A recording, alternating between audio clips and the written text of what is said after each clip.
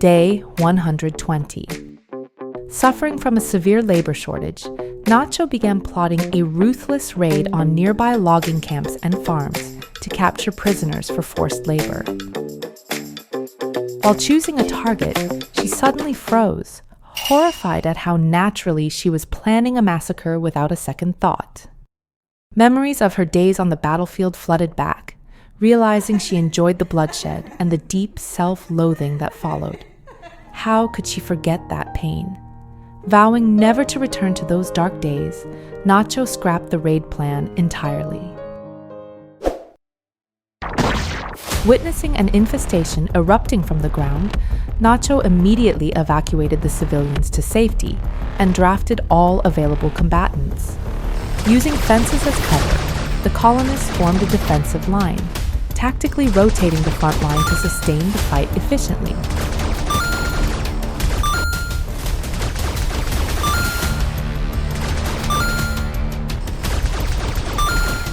Finally, as the last insect was eliminated, the colonists cheered in victory, and their morale soared to new heights. Struggling with a shortage of funds, Nacho's eyes lit up when she spotted some plump ambrosia sprouts nearby.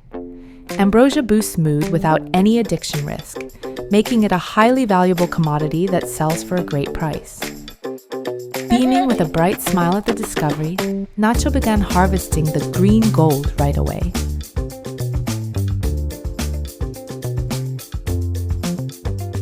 After suffering from gut worms for a long time, Yune finally recovered thanks to Nacho's dedicated care. She looks much more comfortable now. Judging the colony to be stable enough, Nacho summoned a Diabolus to begin researching standard mech tech. However, the Diabolus arrived much earlier than expected, catching us off guard before defenses were ready. But veteran Nacho skillfully commanded the squad, neutralizing its cannon fire. We won the battle and secured the signal chip needed for research. Yune had a mental break due to extreme hunger and started hurling insults at everyone around her. Watching this scene while eating, Nacho mumbled to herself, "Was appointing Yune as the moral guide really a good idea? We'll have to see if she can manage to keep her job as the priest." Day 129. With some breathing room now, Nacho started organizing the messy stockpile. Her military background made her obsessive about symmetry. She built shelves, aligned them perfectly, and sorted items by category for a clean look.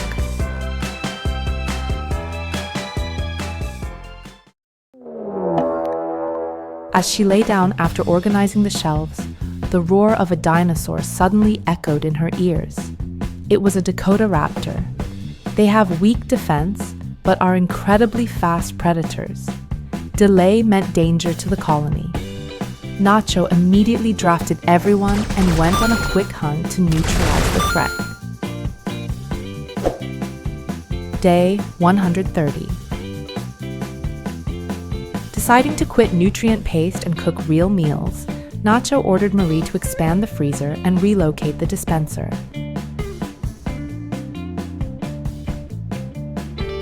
Later, Nacho checked the freezer. The dispenser was blocking the cooler, and the temperature had spiked to a scorching 36 degrees Celsius. Meat rots in just one day. Nacho dragged resting Marie back to work to urgently fix the coolers and power conduits. By the time half the meat had rotted away, we finally managed to stabilize the freezer temp at -2 degrees Celsius. Day 133. We are finally ready to install a bionic leg on Yune, who had lost her leg. Marie, our second best doctor, performed the surgery. Luckily, it was a complete success without any issues. It took a long time, but the freezer expansion and the construction of the cooking area are almost complete. Once the wall fridge installation is finished, colonists will be able to access fresh food quickly. Day 136.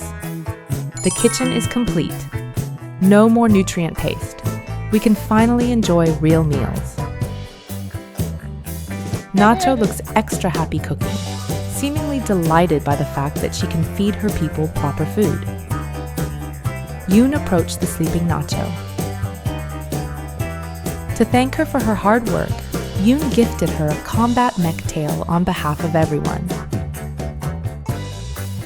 This combat implant significantly boosts movement speed, which will be a massive help to Nacho, who handles all our hunting and fighting. Grateful for the gift, Nacho started brewing planetarium tea so Yune and Marie could consume it more easily.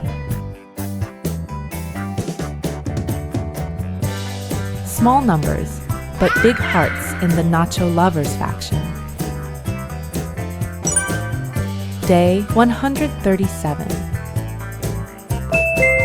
A signal was detected via the comms console that a gene trader ship is approaching nearby. We didn't need anything, but out of habit, she checked. They were selling slaves named Nicholas and Lump. Lump was a hussar, a combat race. Desperate for fighters, we sold medicine and penoxycyline to buy her immediately.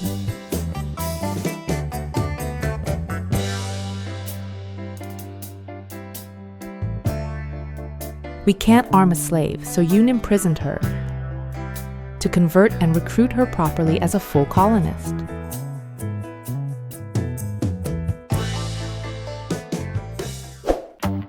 Nacho plans to install a detoxifier stomach on Yune to finally end her long suffering from gut worms. If the transplant is successful, she will never have to suffer from gut worm issues again.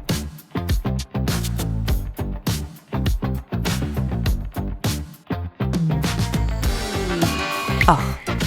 Sadly, the surgery failed and only ended up injuring Yune. Feeling guilty, Nacho used up all our remaining Glitterworld medicine to heal her.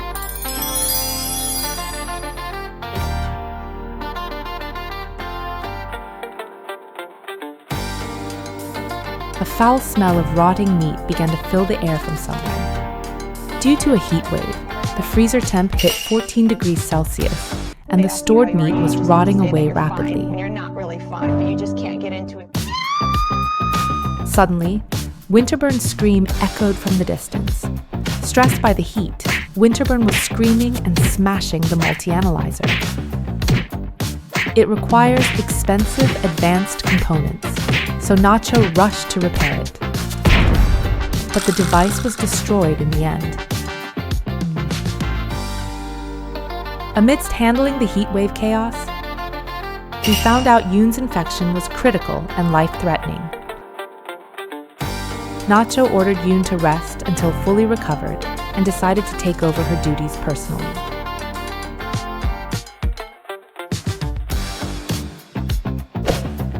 Feeling slightly better after resting, Yune tried to convert Lump's ideologion again.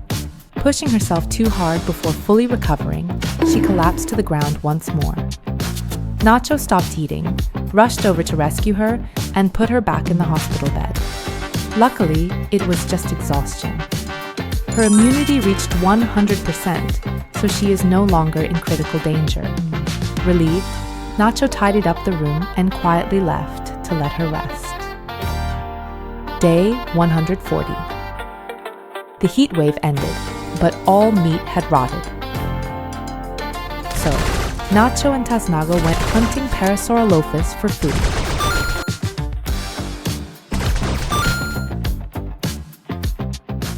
Parasaurolophus steaks will be responsible for our colonists' dining table for a while.